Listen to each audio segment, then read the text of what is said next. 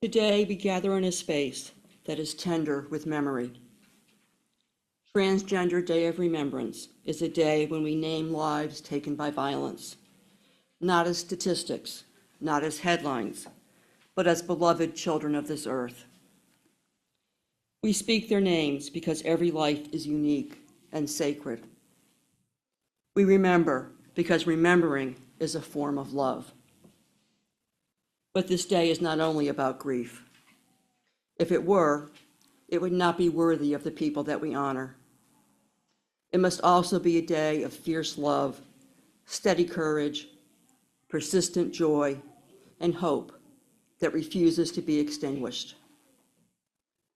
This morning, we heard reflections from Kai and LJ, two voices whose honesty helps us understand what remembrance truly asks of us.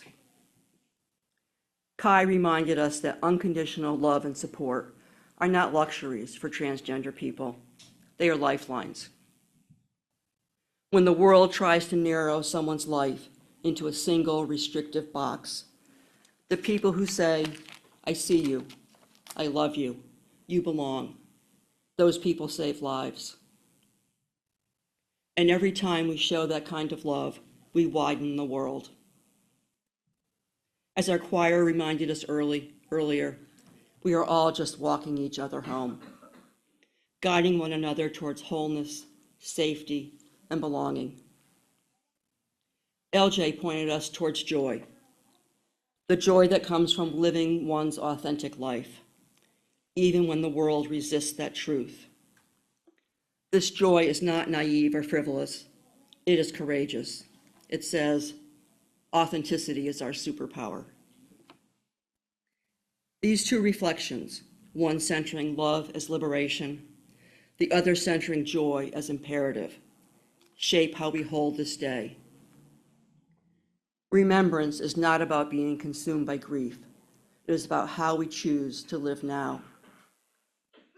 Yes, we acknowledge the grief, and yes, we acknowledge the violence. But if we stop there, we have not finished the story.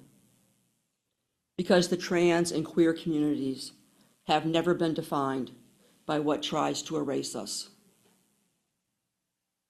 We have always been defined by what we create: love, kinship, sparkles, chosen family, tenacity, imagination, and joy.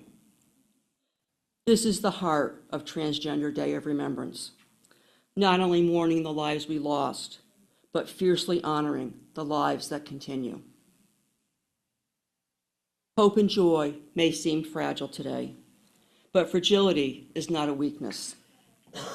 Some of the strongest things on earth are fragile: hummingbird wings, soap bubbles, spider webs glistening with dew. Their strength lies in resilience, in presence, in beauty that refuses to disappear. Hope and joy in this moment are like that, delicate, shimmering, determined. Let us pause to remember this: we are not powerless. Even when rhetoric is cruel, even when laws attempt to narrow the world, we are not powerless. Every act of compassion, every affirmation of someone's identity widens the world a little more. Hope grows when people choose to care for each other. Hope grows when people refuse to let cruelty decide who they will become. Hope grows when someone says, as Kai did, "Your life matters." And when someone says, like LJ, "Trans joy is beautiful."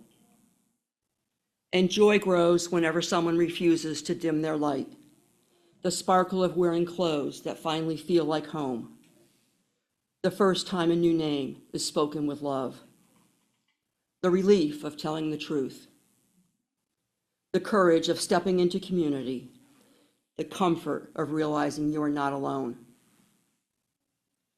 These are the seeds of a world where we might not need this day of remembrance anymore. Today, we honor those who did not get to grow old, those whose light was taken by violence and hatred. And this year, that heartbreak is even deeper. Twice as many lives were taken as last year. And 10% of those that we remember today were youth under the age of 18. They died by anti-transgender violence, simply for existing. We honor them not only with grief, but with a promise to keep building the world they deserved. A world where children do not have to justify their existence. A world where elders are treasured for the wisdom they carry. A world where trans joy is not seen as a threat, but as a gift. And that world begins right here. It begins with the choices that we make. It begins when we look at another person, any person, and choose love instead of fear. Because fear is loud, but love is steady. Fear isolates, but love gathers. Fear demands certainty, but love makes room for wonder.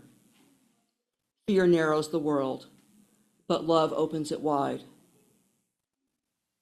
Transgender Day of Remembrance invites us to say, with equal conviction, we remember and we begin again in love.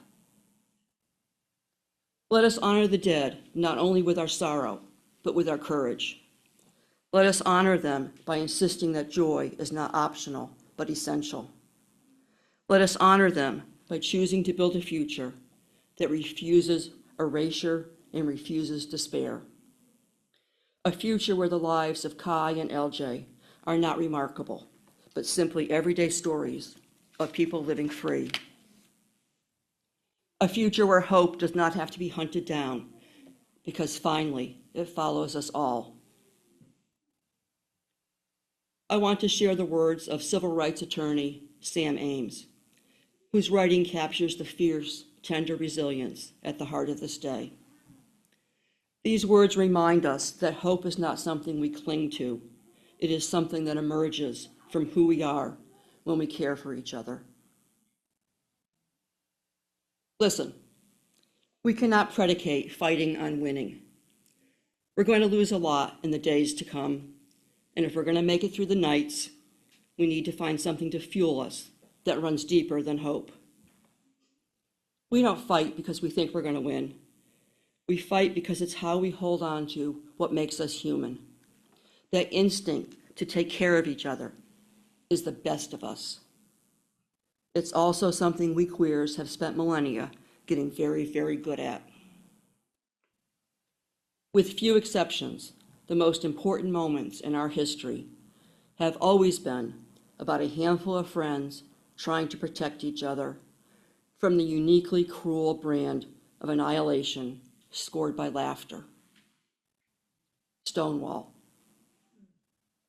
I'm not sure what formal legal equality would have meant to our ancestors, who used their bodies as shields between lovers and police batons, or held hands in defiance as officers of the court burned them at the stake. I do suspect they knew what we could stand to remember.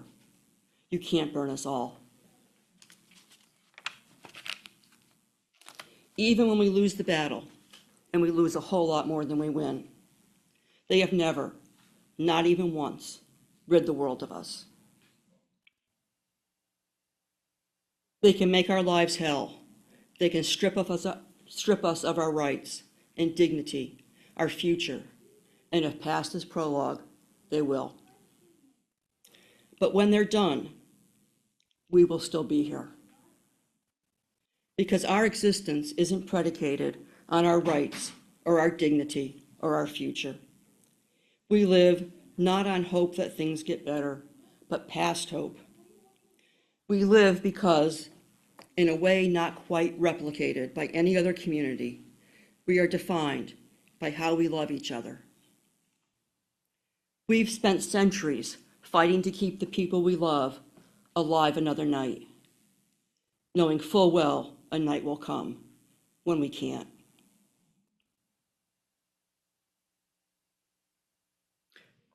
With those who came before us, did in the face of that kind of impermanency was take each borrowed day and distill as much beautiful, heartbreaking, fabulous life from it as possible.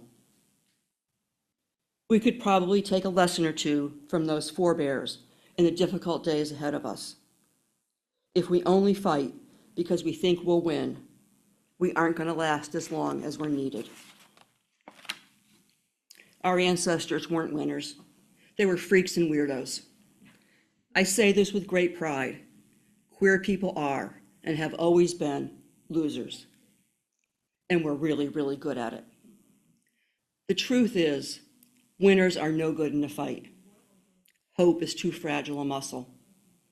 When push comes to shove, I pick the losers every time.